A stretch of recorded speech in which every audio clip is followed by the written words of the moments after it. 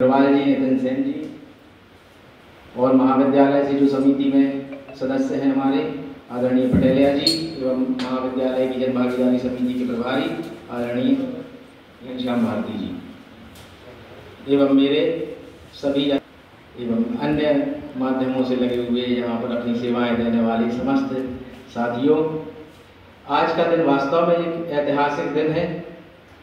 इसके पहले भी कई समितियों ने प्रयास करे होंगे। स्वाभाविक है, शासन की योजना लंबे समय से रहती है, सरकारें आती हैं, बदलती हैं, चुनाव के पूर्व कुछ घोषणाएं होती हैं, चुनाव के पूर्व सरकारें कुछ ऐसी घोषणाएं भी करके जाती हैं जो उनको पता रहता है कि सरकार तो आनी नहीं है, घोषणा तो कुछ भी करके चले जाओ। आज हमने एक उदाहरण दिया था कि यदि सरकार को पता चल जाए कि अब हम आने वाले नहीं हैं तो वो कहते हैं कि हम चांद को तोड़ के ले आएंगे, क्योंकि उनको पता है हमको आने नहीं है। और अगर उनको पता हो कि हमें आना है तो वो कहते हैं कि सूरज कल से हमारी सरकार आएगी तो सूरज जो है वो पूरब से उगा करेगा, क्योंकि वो तो होगा नहीं। तो ये एक ऐसा सरकार करके गई कि जिसमें बहुत सारी तकनीकी खामियां भी थी और बिना पूर्ण अध्ययन के सरकार ने एक आदेश जारी किया। ये मैं अभी भी कहूँगा, क्योंकि कई महाविद्यालय ऐसे, हम तो फिर भी सक्षम हैं, कई तो ऐसे महाविद्यालय होंगे जिनमें इस प्रक्रिया के आने के बाद वहाँ पर क्या स्थितियाँ हुई होंगी। जैसे आदरणीय सिन्हा जी के माध्यम से जानकारी मिली है कि लगभग 250 महाविद्यालयों के प्राचार्यों ने उच्च शिक्षा विभाग में आयुक्त को पत्र लिखे, कुछ रिट भी लग गई। तो ये आसान कार्य नहीं था, लेकिन रहली के कॉलेज ने आगे बढ़ के काम किया। उसके बाद फिर हमारे और अग्रणी कॉलेज जो है सागर के, उन्होंने इस पर कार्य किया। हम लोग प्रक्रिया में लगे हुए थे, केवल इस चीज़ को लेकर भयभीत थे कि ऐसा ना हो कि इस महाविद्यालय में 35 जन भागीदारी कर्मचारी कार्यरत हैं तो 11 का अहद करते करते कहीं उन 24 का अहद न कर बैठे। ये सबसे महत्वपूर्ण बात है।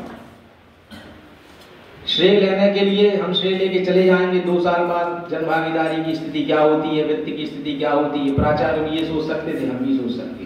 प्राचार्य जी ने भी केवल इसी चीज को लेकर चिंता जाहिर करी। शासन ने अभी भी हम लोगों को कोई आश्वासन, कोई लिखित में आदेश नया नहीं दिया है कि वित्त जब आपका प्रभावित होगा तब उसकी पूर्ति कैसे की जाएगी। किंतु जब माननीय मंत्री महोदय के पास, भार्गव जी के पास यह विषय पहुंचा आप लोगों के माध्यम से, और जब एक इतना विराट व्यक्तित्व वाला व्यक्ति शासन में जो लगातार 20 साल तक प्रमुख पदों पर रहा हो, 40 साल की जिनकी राजनीति हो गई हो, जब वो कंधे पर हाथ रख के कहते हैं कि बेटा चिंता मत करो, सरकार आज नहीं तो कल कोई ना कोई व्यवस्था करेगी, तुम इस काम में आगे बढ़ो, तो फिर हिम्मत होती। वो हिम्मत नहीं हो रही।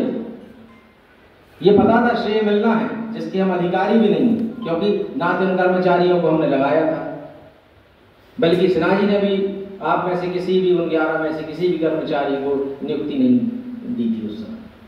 लेकिन श्रेय यही तो भाग्य, इसको क्या कहोगे आप। जहां पर भी चर्चा होती है हम तहे दिल से इस चीज को स्वीकार करते हैं कि भाग्य कई ऐसे कार्य जो आपके द्वारा पूरे होने, आप केवल निमित्त मात्र हैं। इसलिए हमारे अंदर कृतज्ञता का भाव रहना चाहिए, सम्मान का भाव रहना चाहिए उन सभी लोगों के प्रति जिन्होंने इस महाविद्यालय की नींव रखी, जिन्होंने इस महाविद्यालय में व्यवस्थाएं जमाने का कार्य किया। जैसे आदरणीय पचौरी जी, लोगों का योगदान था, बलिदान था। फिर एक पक्षपातपूर्ण तरीके से कुछ लोगों के योगदान को तो बढ़ चढ़कर दिखाया गया कि पुस्तकों में आ गए, सिलेबस में आ गए, गली मोहल्ले, अस्पताल, सड़कें सब उनके नाम हो गई, और एक खास वर्ग के लोगों को अलग कर दिया गया। कुछ लोगों ने तो डिमांड तक नहीं की। फिर धीरे धीरे समाज भी उनको भूलता गया। जिस पे बोलना चाहेंगे, अभी हमारे शैक्षणिक वर्ग के जो स्टाफ है वो पचौरी जी से कुछ चर्चा कर रहे थे, अचानक हमारा जाना हो गया। हम उनको बुरा लगे, लेकिन ये सच्चाई है कि आपसे यही कहना चाहेंगे, पचौरी जी से भी हमने बोला, आप कहीं पर भी कार्य करने गए, उस समय आप तात्कालिक रूप से जो भी आपको व्यवस्था मिलती है, पद मिलता है, आप कार्य करने लगते हैं। आपने उसके बाद अपनी योग्यता बढ़ाने के लिए क्या किया, ये आपकी जिम्मेदारी। आप अपनी योग्यता बढ़ाने के प्रयास नहीं करते, कोई टेक्निकल चीज नहीं सीखते हैं। अगर आप टीचिंग में हैं तो आप टेस्ट क्वालिफाई करिए, आप पीएचडी के लिए आगे बढ़िए। आप क्यों एक ही नौकरी को परमानेंट मान के बैठे? आप वो तो समस्याएं उसमें आएंगी। और आप अपनी स्किल जितनी डेवलप कर लेंगे, आज ये नहीं है तो कल ठीक है। दूसरा, आपके बीच के कितने लोग सरकारी नौकरियों में चले गए, जो कॉमर्स में हमारे साथ थे, राहुल कुर्मी, वो देखिए वर्ग 3 में उनका हो गया, वो चले गए। अभी जो इंग्लिश में आए हुए हैं उन्हीं में से देख लेना आप, या तो पीएससी के माध्यम से चले जाएंगे विवेक महतो, या फिर उनका किसी अन्य महाविद्यालय में हो जाएगा। तो ये लोग क्या कर रहे हैं, ये अपनी योग्यता बढ़ाते जा रहे हैं। अब जाके कुछ लोगों ने पीएचडी में रजिस्ट्रेशन कराया है, 10-10 साल आपको नौकरी करते हुए, आप कैसे उसको स्थायी मान के बैठ गए थे? वो आप बच्चे तो थे नहीं, कौन आपको समझाएगा? आप अपने भविष्य के लिए स्वयं चिंतित नहीं थे। कल सरकार कोई नया अध्यादेश जारी करती, कोई नए नियम कानून आ जाए, उसमें आप बाहर हो जाएं, फिर आप आंदोलन करें, तो वो तरीका ठीक है। लोकतंत्र में आपको हर चीज की स्वतंत्रता है, सरकार के विरुद्ध जाने की भी स्वतंत्रता है, लेकिन वास्तव में आप अपने भविष्य से स्वयं खिलवाड़ कर रहे हैं। वैसा कई जगहों पर हुआ है। इसी प्रकार बात की श्रेय वास्तव में जिसको मिलना होता है, हम बार बार कह रहे हैं, हम स्वयं अपने माता जी के रोज चरण स्पर्श करके घर से निकलते हैं, उनसे यही कहते हैं कि पूर्वजों का कितना आशीर्वाद, स्वर्गीय पिताजी के कर्मों का फल, बाण ही पुत्र पिता की धर्मा।